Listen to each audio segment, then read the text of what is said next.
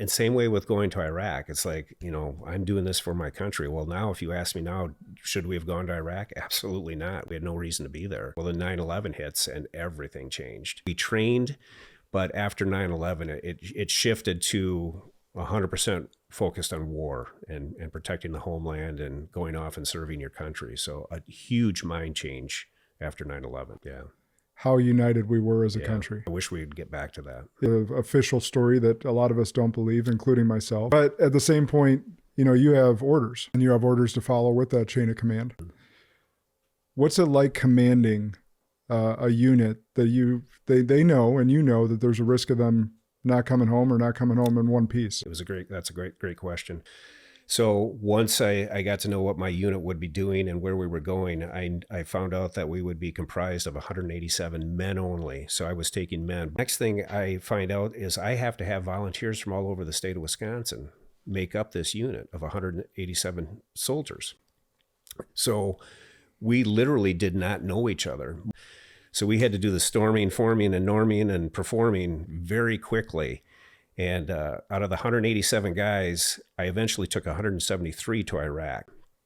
I couldn't have been more wrong. The guys that stepped up were absolutely phenomenal at not only taking care of themselves, but taking care of the soldiers. So I look at our success, and because we were such a unique unit and higher risk because we didn't know each other, but I look at our success because of the non-commissioned officers that I had working with me.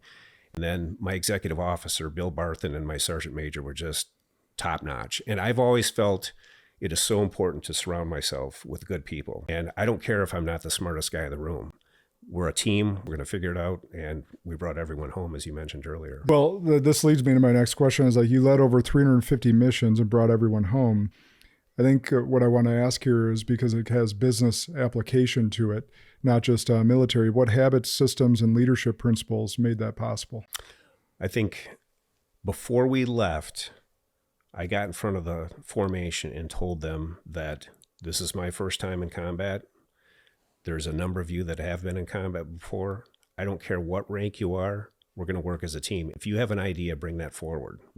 So I think the teamwork approach. Stop right there before you move on, because I want everyone to capture that. Is think about this as you're running your business, and you got to know that people are intimidated by your position, by your authority, because you cut their paycheck. In the military, everything's chain of command. And so if you don't lead with that humility, they're never bringing that idea to you. And I want the business owner to understand that that's the same thing. And there's not chain of command there necessarily. You got to lead with that humility to say, look, I don't always have the best ideas. Right. You may have a great idea. And if we're focused on what is right and not who is right, you may have the best idea and we may need to run with that. Exactly. So, but I'm never going to know that if you don't bring it to me. Exactly.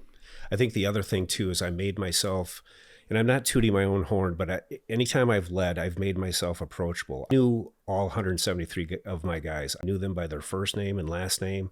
There's nothing special about me. And I've always felt I am no better than anyone else. And I think being approachable, being personable, getting down to their level, understanding who they are, understanding that they have families and issues and concerns, but them knowing too that their mission is extremely important. I don't care if they're a private first class. If they have an idea, bring it forward and we're going to implement it. For example, one day I was walking into our motor pool, and obviously in Iraq, there's dust everywhere. Well, somebody had an idea of let's get tarps and cover all the vehicles at night. Somebody brought that up, and sure enough, we implemented it, and it probably saved, you don't know if maybe that amount of sand could jam up a 50 cal weapon some night. Mm-hmm. But this tarp now prevented that, and you're good to go. So like I said, I don't care what rank they were. I don't care if they're a new enlisted soldier. If you've got an idea, bring it forward. And it's the guys in the trenches that figure that stuff out. It's not me sitting in an office planning the next day's missions. It's the person that's in the trenches that has to do it, that has those ideas, but in many times they're scared to bring it forward. I had to tell the platoon leaders, when you go out on a mission with Sergeant so-and-so or Staff Sergeant so-and-so, let them lead. They are in charge of the convoy unless they call you with a question or have an issue or you come under fire and they need your help. But otherwise, you sit back and let them lead. Let that person be in charge and take care of the people that they're leading on that convoy. And a few of the platoon leaders at first had struggled with that because, they're in charge of that platoon. And I think what that did for the overall unit, they knew they could go out and accomplish a mission, and they didn't have these restraints. They knew if something happened, I would have their back, because I had to go up to the task force commander a number of times and explain why something happened. And I knew he had our back too. So I think that trickled down to the soldiers, that they knew they could go out, do what they needed to do. But by the grace of God, we brought everyone home, all 173 guys. So I think that mindset was so important. The guys knew they could go out and perform their mission, don't have to worry what Major Murphy's going to say, or if I'm going to get in trouble for doing something. If they saw something out on the road that they needed to act or do something a certain way, go for it. If it's something we need to fix, we'll fix it. We'll fix it later. Don't be afraid to get in the trenches with your folks. Exactly. I appreciate it. To me, I think what they can learn is, to trust the people that work for you.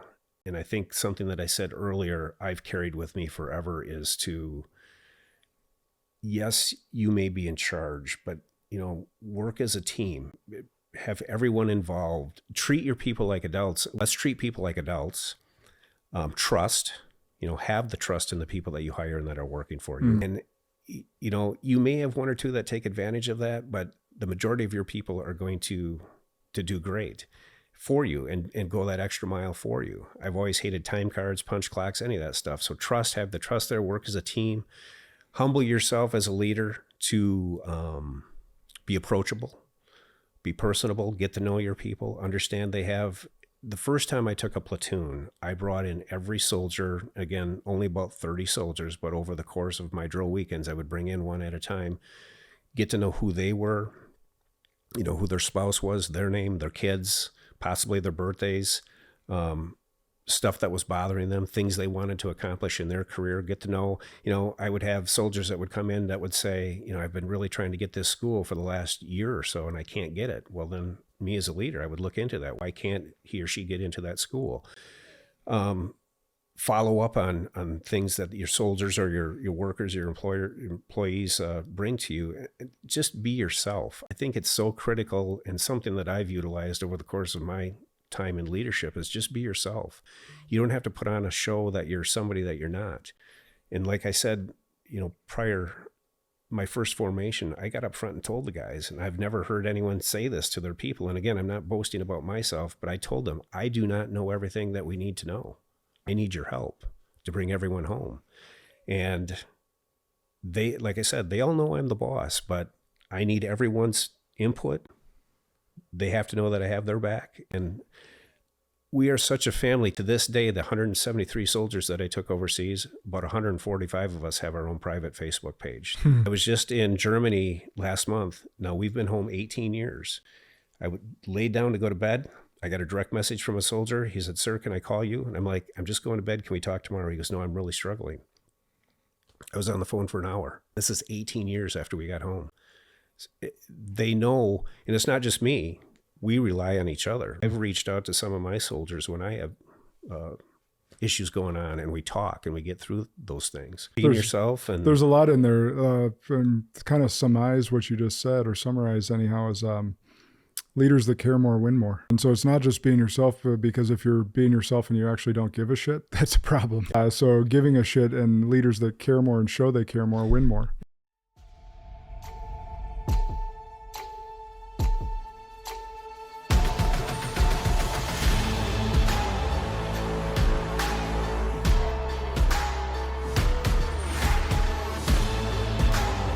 This is Sparta!